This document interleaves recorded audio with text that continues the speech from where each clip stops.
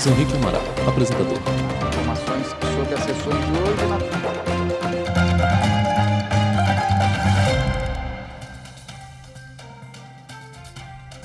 Olá, boa tarde. Mais eficiência e celeridade. O programa Justiça Eficiente do Tribunal de Justiça de Minas Gerais tem como objetivo assegurar a razoável duração do processo e a celeridade da tramitação no tribunal. O programa já faz parte de uma série de iniciativas para tornar a justiça mais ágil e acolhedora. As iniciativas do Tribunal de Justiça de Minas Gerais são o destaque do Jornal da Justiça de hoje. Vamos aos demais. Ministro Alexandre de Moraes, do Supremo Tribunal Federal, prorroga prazo para que a Procuradoria-Geral da República se manifeste sobre inquérito que investiga a suposta interferência do presidente Jair Bolsonaro na Polícia Federal. Com a autorização da Justiça, a Polícia Federal investiga irregularidades em contrato com cooperativa de trabalho pelo município de Duque de Caxias, no Rio de Janeiro. E ainda, em São Paulo, Justiça Trabalhista decide que uma funcionária deve ser indenizada por gordofobia. A vítima alegou que era constantemente alvo de humilhações pelo gerente da ótica onde trabalhava.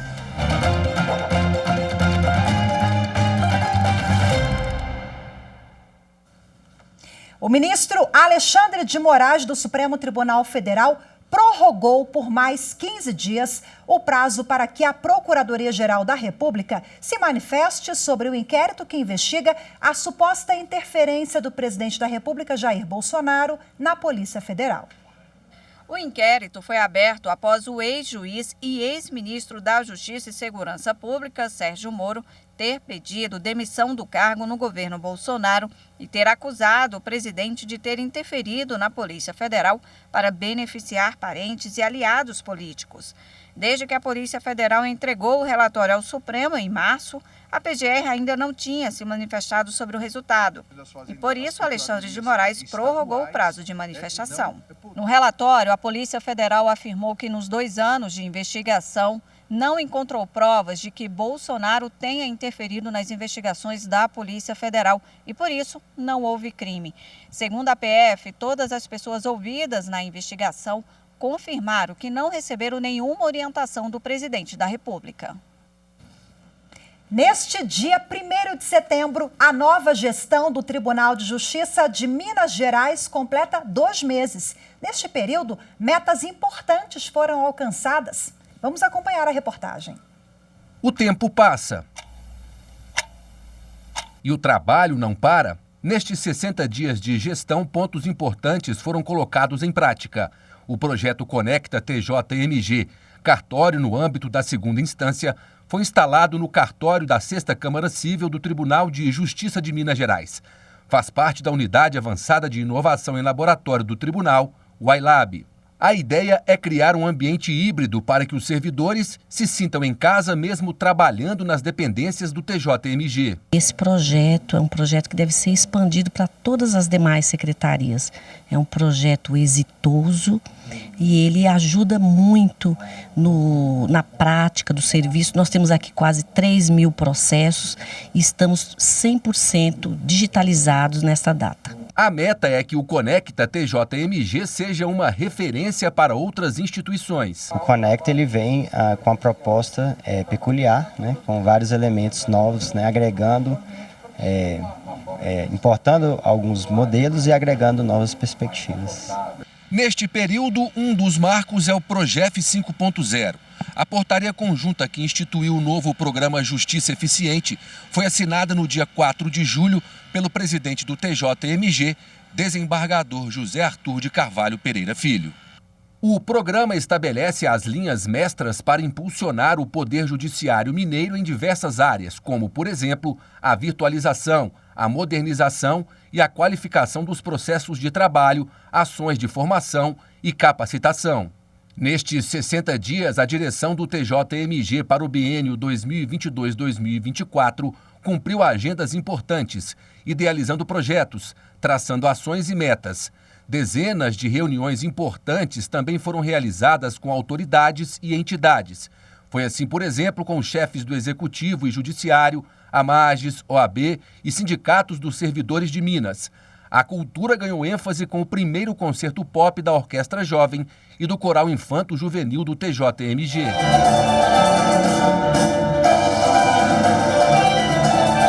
Houve posse do Conselho da Magistratura. Os novos ouvidor e ouvidor adjunto do tribunal foram eleitos.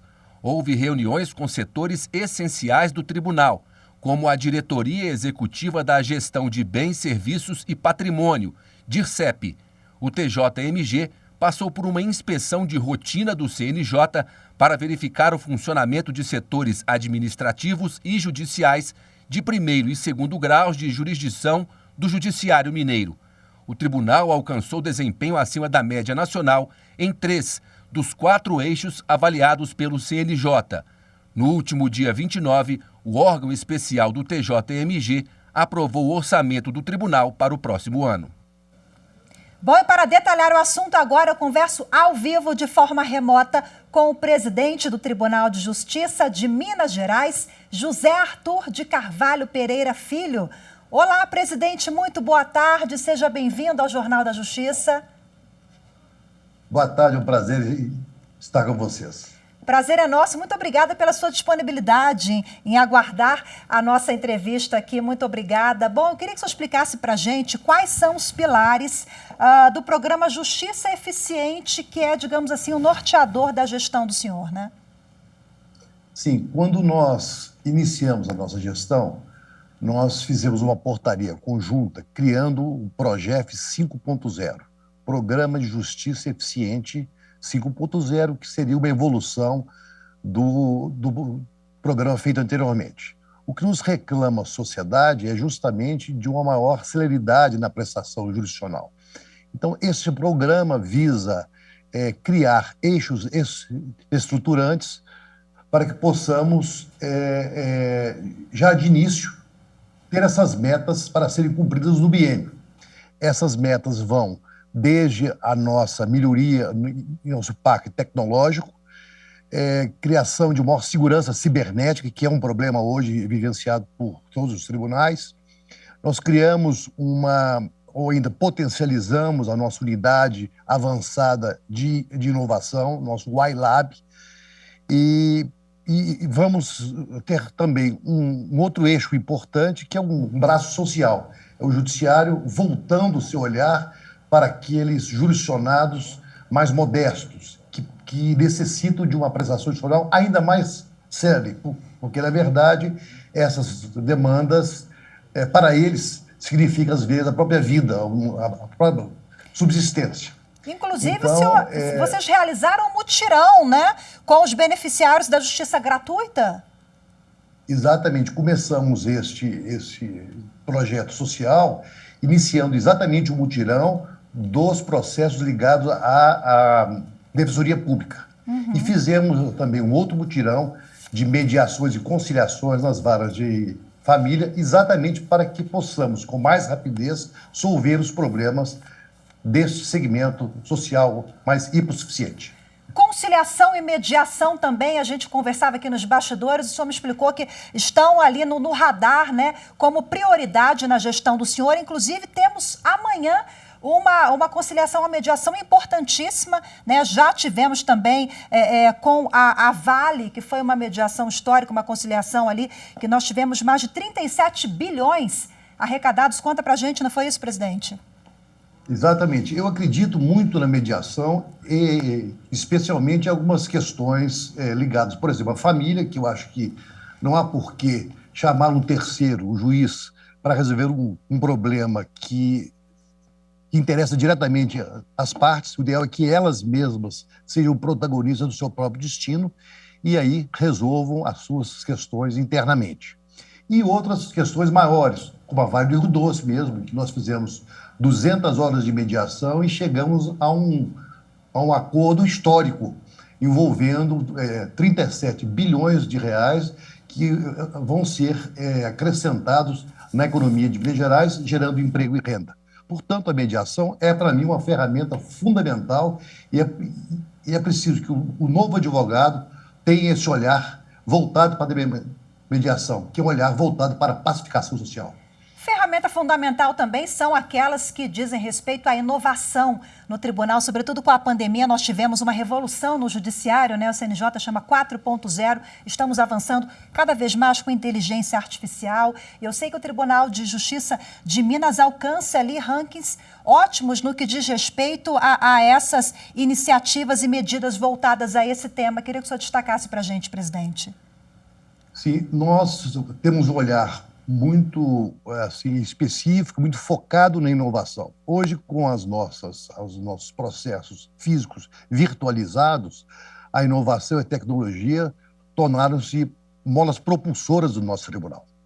Então, vamos nessa seara ser o primeiro tribunal do país a trabalhar com startups, ou ainda, usando a nova lei, nós vamos levar um problema operacional ou de gestão que nos interesse para o mercado vai aderir isso mediante startups e trazer soluções adequadas e inovadoras. Então, vamos trabalhar com inovação e com bastante inovação.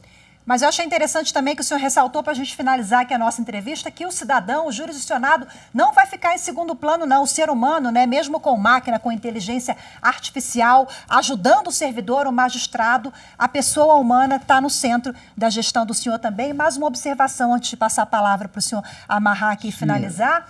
Há 36 anos atrás, o seu pai foi presidente do TJ de Minas Gerais e agora o senhor também continua esse legado deixado pelo seu pai, né? Então, eu queria que o senhor resumisse para a gente que o cidadão jurisdicionado é o centro disso tudo, a missão, o valor é o mesmo lá do seu pai, da família de magistrados, né, presidente? É isso mesmo. É óbvio que nós somos obrigados a usar a tecnologia, mas o importante é o ser humano, obviamente. Não se quer substituir o homem pela máquina. A máquina é apenas um auxiliar na melhoria da prestação jurisdicional, mas o homem, a consciência, a inteligência, a cultura é que serão realmente aqueles ingredientes que irão resolver as questões de maneira adequada. Com relação à minha vida profissional, eu vim da advocacia, mas sempre fui ligado à magistratura. Meu pai foi magistrado, foi presidente do tribunal, e eu herdei dele um legado, um patrimônio imaterial que eu acho fundamental, que é um patrimônio de transparência, de honradez, de preocupação com o tribunal, de amor ao tribunal e de muita suavidade nas minhas decisões, muita harmonização. Quero ver um tribunal harmonizado, pleno, e muito ligado entre si, porque o que nos interessa a todos é justamente o diálogo. E a gente vai dialogar muito, inclusive com os outros poderes, porque devemos ter harmonia entre os poderes, apesar de sermos independentes, obviamente. Perfeito, presidente. Muito obrigada pela sua entrevista. Conversei ao vivo aqui com José Arthur de Carvalho Pereira Filho, presidente do TJ de Minas Gerais. Muito obrigada. Boa tarde para o senhor. Eu que agradeço, muito obrigado. Com a autorização da Justiça, a Polícia Federal, com o apoio da Controladoria da União, realiza hoje no Rio de Janeiro a Operação Anáfora. A ação investiga irregularidades em contrato com cooperativa de trabalho pelo município de Duque de Caxias. Ao todo, são 27 mandados de busca e apreensão que estão sendo cumpridos nas cidades de Duque de Caxias, Maricá, Angra dos Reis, Mesquita, Niterói, Nova Iguaçu e na capital carioca. A Operação Anáfora vai apurar favorecimento na contratação de cooperativa de trabalho pelo município de Duque de Caxias. A suspeita é que a cooperativa de trabalho investigada pertence a uma complexa organização criminosa que atua em desvio de recursos públicos no estado do Rio de Janeiro há décadas. O principal setor de atuação é a saúde pública. De acordo com as investigações que começaram em janeiro deste ano, os valores de contrato e aditivos irregulares ultrapassam R$500 milhão somente nos últimos 2 anos.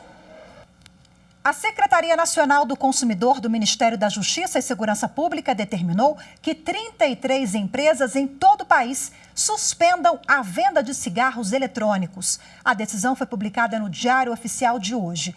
Caso não cumpram a medida em até 48 horas depois de notificados, as empresas terão que pagar multa diária no valor de R$5 mil. De acordo com a Secretaria, a situação atual é grave, com um aumento significativo do consumo dos produtos pelo público jovem, sendo que os cigarros eletrônicos são comercializados livremente por diferentes tipos de empreendimentos, como lojas, tabacarias e páginas na internet, apesar de serem ilegais. Uma funcionária que sofria gordofobia tem direito à indenização. A Justiça do Trabalho de São Paulo entendeu que havia cobrança por padrões estéticos e condenou a ótica, onde a vítima trabalhava, a pagar indenização no valor de R$5 mil. A vítima alegou que era constantemente alvo de humilhações pelo gerente da ótica onde trabalhava. Isso fez com que ela se submetesse à cirurgia bariátrica 3 anos depois da contratação. Mas, de acordo com a mulher, mesmo com a cirurgia, as ofensas não pararam. Na decisão, o magistrado destacou que ficou comprovado que a proprietária da loja monitorava a equipe por meio de câmeras e cobrava itens como roupas e cabelo arrumado. E considerou que não é razoável que haja intervenção no ambiente de trabalho para a questão estética a todo momento. De acordo com o juiz Fábio Motterani, isso reflete comportamento que vai além do poder de direção da empresa e reconheceu que realmente havia pressão por padrão estético, incluindo o peso corporal. O magistrado condenou a ótica a pagar indenização no valor de R$5 mil à vítima. O Supremo Tribunal Federal vai reanalisar a possibilidade de incidência do ITBI, o Imposto sobre Transmissão de Bens Imóveis, sobre cessão de direitos na compra e venda de imóvel. Em sessão no plenário virtual, os ministros aceitaram recurso do município de São Paulo sobre o tema, que tem repercussão geral reconhecida. O município de São Paulo questionou no Supremo Tribunal Federal decisão do Tribunal de Justiça do Estado, que considerou ilegal a cobrança do ITBI na compra e venda de imóvel feita com cessão de direitos entre particulares. O argumento foi de que o compromisso é um negócio intermediário e que, de acordo com a Constituição Federal, o registro em cartório é irrelevante para a incidência do imposto. Em julgamento realizado no ano passado, o STF considerou que a decisão do TJ Paulista estava de acordo com o entendimento da Corte de que a geração do tributo ocorre a partir da transferência da propriedade em cartório. No recurso, o município alegou, contudo, que a jurisprudência dominante trata apenas da transmissão do imóvel. O voto condutor do julgamento foi do ministro Dias Toffoli. Ele observou que a Constituição traz 3 hipóteses para a cobrança do tributo. Mas, segundo o ministro, nas discussões mais recentes no Supremo sobre o ITBI, não houve debate aprofundado a respeito da hipótese de cobrança na compra e venda de imóveis com cessão de direitos. Toffoli destacou ainda que não há precedente firmado no Poder Judiciário, o que evidencia a necessidade de o tribunal examinar com profundidade o alcance da incidência do tributo. Ainda não há data marcada para o julgamento. A terceira turma do Superior Tribunal de Justiça decidiu que cabe ao juízo da execução definir sobre penhora de imóvel localizado em outra comarca. O colegiado confirmou o acórdão do Tribunal de Justiça de São Paulo, segundo o qual, na hipótese de bens sujeitos a registro público, não há necessidade de carta precatória, ainda que se situem fora da comarca da execução. A controvérsia teve origem em ação de execução hipotecária ajuizada por uma empresa de bebidas contra uma construtora, objetivando a execução de 3 imóveis hipotecados situados em comarcas distintas. O juízo de primeiro grau determinou a penhora dos imóveis por termo nos autos para a posterior alienação em leilão público eletrônico. O TJ de São Paulo negou o provimento à apelação da construtora. No recurso especial apresentado ao STJ, a construtora alegou violação do Código de Processo Civil de 2015, afirmando que, se havia bens situados fora da comarca da execução, seria necessária a expedição de carta precatória para penhora, avaliação e alienação. A relatora do caso, ministra Nancy Andrighi, destacou que a jurisprudência do STJ está alinhada ao que prevê o CPC de 2015, que diz que, se os bens estiverem situados em local diverso do foro do processo, a execução será feita por carta precatória, sendo o juiz o deprecado competente para decidir sobre penhora, avaliação e alienação. Mas a ministra ressalvou que a execução por carta acontecerá somente quando não for possível realizar a penhora na forma prevista pelo parágrafo 1º do mesmo artigo do CPC de 2015. Portanto, é competência do juízo da execução decidir sobre a penhora de imóveis situados fora da respectiva comarca, cujas certidões de matrícula tenham sido apresentadas nos autos. Em outra decisão, o Superior Tribunal de Justiça estabeleceu que imóvel de instituição financeira em liquidação extrajudicial não é passível de uso capião. O colegiado decidiu que o imóvel de propriedade de instituição financeira que se encontra em regime de liquidação extrajudicial é insuscetível de uso capião, que é o direito que o indivíduo adquire em relação à posse de um bem em decorrência da utilização por tempo determinado, contínuo e incontestado. Para que ocorra o uso capião, a pessoa que está na posse deve tê-la de forma mansa e pacífica, sem qualquer turbação ou discussão sobre a condição de posseiro, ou seja, de quem detém a posse do imóvel. Existindo qualquer discussão sobre esse tema, não se pode aplicar o princípio do uso capião. A ação de uso capião foi proposta por 2 autores contra a instituição financeira em processo de liquidação extrajudicial. A alegação é de que há mais de 9 anos eles ocupavam de forma mansa, pacífica e incontestada o bem pertencente à empresa. Na primeira instância, o pedido foi negado sob o fundamento de que a liquidação extrajudicial e, por consequência, a indisponibilidade dos bens da instituição impede a fluência do prazo de uso capião. A decisão foi mantida pelo Tribunal de Justiça de São Paulo. No STJ, os autores da ação sustentaram, entre outras coisas, que a indisponibilidade de bens prevista na Lei 6.024 atingiria apenas o devedor. Segundo o relator, ministro Ricardo Vilas Boas Cueva, permitir o curso ou o ajuizamento de ações de uso capião após a decretação da liquidação extrajudicial acabaria por permitir o esvaziamento do patrimônio da instituição financeira em detrimento dos credores. O ministro destacou ainda que a alegação de uso capião pressupõe a inércia do proprietário em reaver o bem e, no caso da liquidação extrajudicial, não se pode atribuir inércia ao titular do domínio que não conserva mais todas as faculdades inerentes à propriedade, usar, fruir e dispor livremente da coisa. Um livro sobre a vida do ministro do Supremo Tribunal Federal, já falecido, Oscar Dias Correia, foi lançado na Biblioteca da Corte, em Brasília. Confira os detalhes da publicação na reportagem. O livro centenário de Oscar Dias Correia, Uma Vida para a História, conta a trajetória do mineiro de Itaúna. A obra fala do homem público, do professor, da juventude, dos livros publicados. As fotos mostram boa parte da vida pessoal e da carreira. Se estivesse vivo, ele teria completado 100 anos em 2021. Oscar Dias Correia foi ministro do Supremo Tribunal Federal de 1982 a 1989. Também foi deputado federal, ministro da Justiça e membro da Academia Brasileira de Letras. A publicação foi coordenada pelos jornalistas Rogério Faria Tavares e José Eduardo Gonçalves e idealizada pelos filhos Ângela e Oscar Júnior, que autografou os livros. Oscar Dias Correia tratou de tudo. Ele fala que ele podia não entender de tudo, mas ele metia o B dele em tudo como ele falava. E aí a gente vê as coisas que ele falava e como as coisas eram atuais há 40, 50 anos atrás e se repetem hoje. O presidente do Supremo, o ministro Luiz Fux, falou sobre o relacionamento pessoal e os encontros na vida profissional com Oscar. Ele lembrou do orgulho que o jurista tinha de ser mineiro. Ele dizia, muita gente conhece Minas, mas só eu conheço as Gerais.